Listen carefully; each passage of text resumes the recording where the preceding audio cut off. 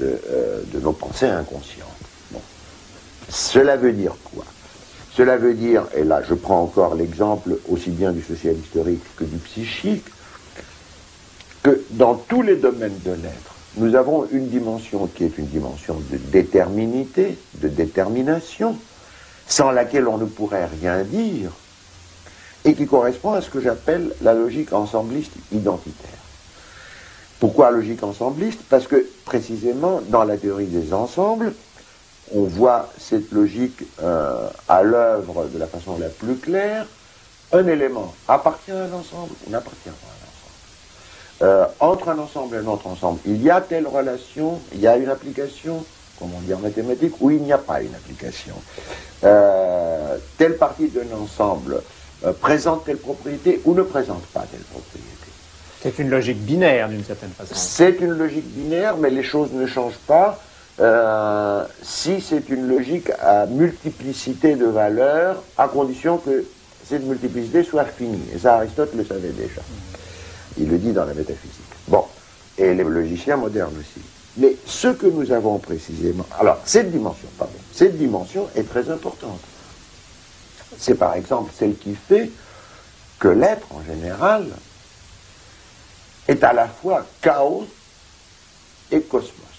C'est-à-dire, il est à la fois irréductible à un ensemble de déterminations systématiques, il est stratifié, il est morcelé, le vivant n'est pas réductible au physique, le mathématique est à peu près partout présent, mais il est présent avec des degrés de pertinence différentes, mais ce chaos est aussi cosmos, c'est-à-dire il est monde, il est ensemble au sens abusif du terme, de processus, d'objets, etc., qui présentent une certaine organisation dont le déroulement est jusqu'à un certain point prévisible, sans quoi nous ne pourrions pas vivre, etc. Qui présentent donc des identités localisables. Qui présentent localement, qui présentent d'abord le moment de l'identité un peu partout, parce que s'il n'y avait pas ce moment de l'identité, nous ne pourrions rien dire.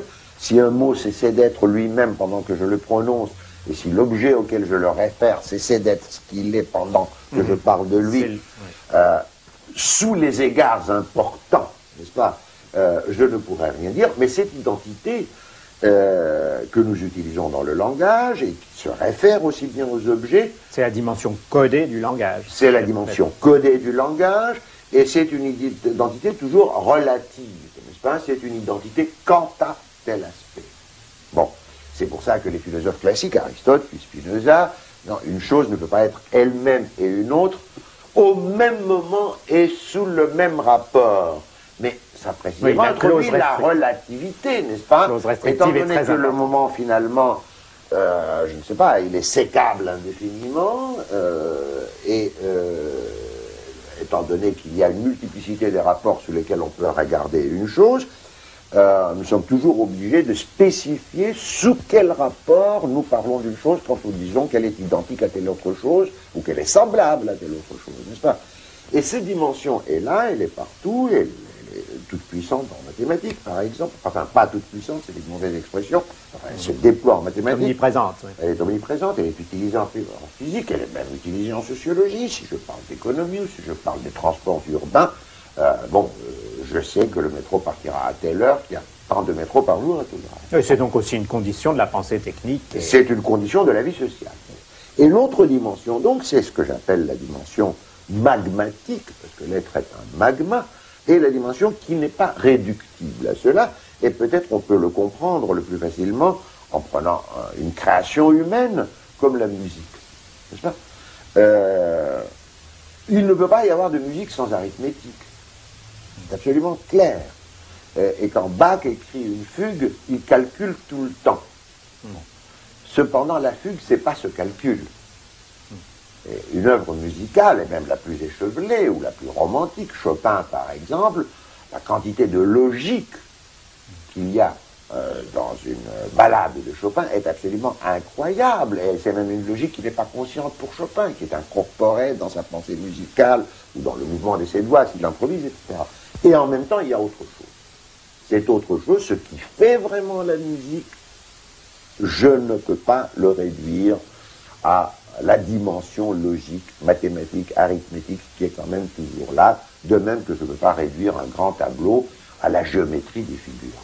La géométrie des figures est une chose, le tableau lui-même c'est une autre chose, et la sensation esthétique, et plus qu'esthétique qu'il me produit, comme une grande musique, c'est tout à fait autre chose. Il y a donc ces deux dimensions dans l'être toujours. Il y a la dimension identitaire d'un côté qui nous permet quand même de vivre et de parler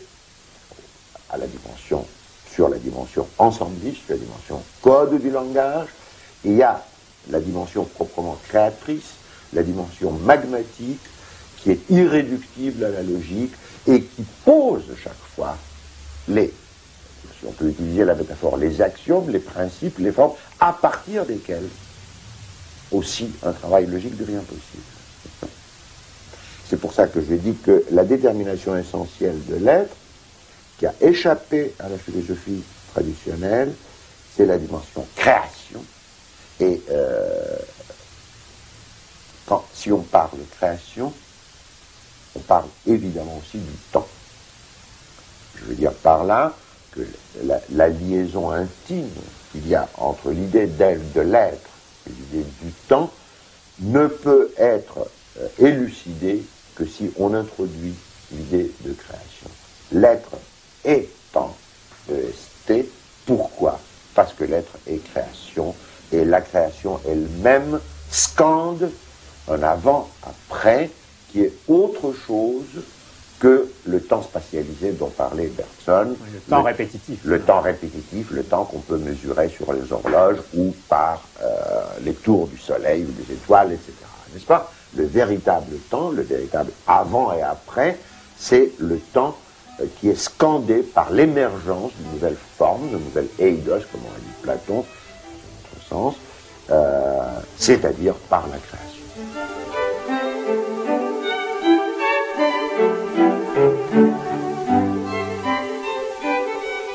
Monsieur Castoriadis, le monde dans lequel nous vivons, c'est-à-dire ce qu'on peut appeler le monde contemporain, comme n'importe quel monde social, il est fondé sur un certain nombre de significations imaginaires. Est-ce qu'on peut définir cette notion de signification imaginaire et quelles sont les significations imaginaires de ce monde contemporain? Qu'est-ce qui tient la société contemporaine ensemble? Je parle des sociétés dites développées, disons des sociétés riches et libérales.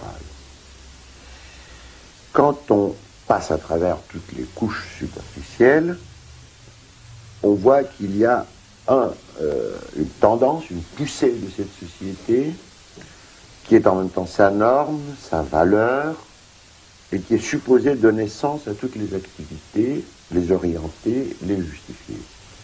Qu'est-ce que c'est cela? Marx parlait de l'accumulation indéfinie du capital. On peut élargir. Il y a l'idée de l'expansion indéfinie des forces productives. Mais il n'y a pas seulement l'expansion indéfinie des forces productives, il y a aussi une expansion indéfinie de la consommation qui apparaît. Mais derrière cela, il n'y a pas seulement les forces productives de la consommation, c'est l'idée d'une maîtrise, et d'une maîtrise qui se veut rationnelle. Bien entendu, la naissance de cette idée est un processus très complexe. On ne peut pas le ramener à la philosophie, mais simplement pour fixer les idées, comme on dit en mathématiques, on peut se rappeler qu'au XVIIe siècle, on a déjà les deux grands philosophes qui expriment de façon programmatique cette signification imaginaire du capitalisme. C'est Descartes et c'est Leibniz. Descartes, connaître pour devenir maître et possesseur de la nature. Si on s'arrête une seconde pour réfléchir sur cette phrase,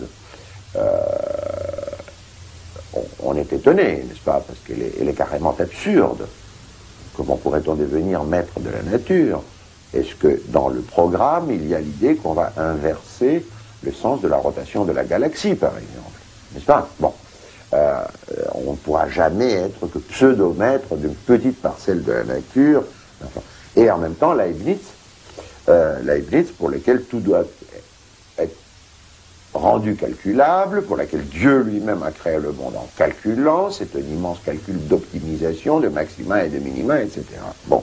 Mais en réalité, il y a aussi toute une série d'autres processus qui se déroulent avant même Descartes, avant Leibniz. Il y a une tentative de rationaliser, par exemple, l'entraînement de soldats que déroule par... c'est par exemple celle qui fait que l'être, en général, est à la fois chaos et cosmos. C'est-à-dire, il est à la fois irréductible à un ensemble de déterminations systématiques, il est stratique, sans laquelle on ne pourrait rien dire, et qui correspond à ce que j'appelle la logique ensembliste identitaire. Pourquoi logique ensembliste? Parce que, précisément, dans la théorie des ensembles, on voit cette logique à l'œuvre de la façon la plus claire. Un élément appartient à un ensemble ou n'appartient pas à un ensemble. Entre un ensemble et un autre ensemble, il y a telle relation, il y a une application, comme on dit en mathématiques, ou il n'y a pas une application. Telle partie d'un ensemble présente telle propriété ou ne présente pas telle propriété. C'est une logique binaire d'une certaine façon. C'est une logique binaire, mais les choses ne changent pas si c'est une logique à multiplicité de valeurs, à condition que cette multiplicité soit finie. Et ça, Aristote le savait déjà. Il le dit dans la métaphysique. Bon, et les logiciens modernes aussi.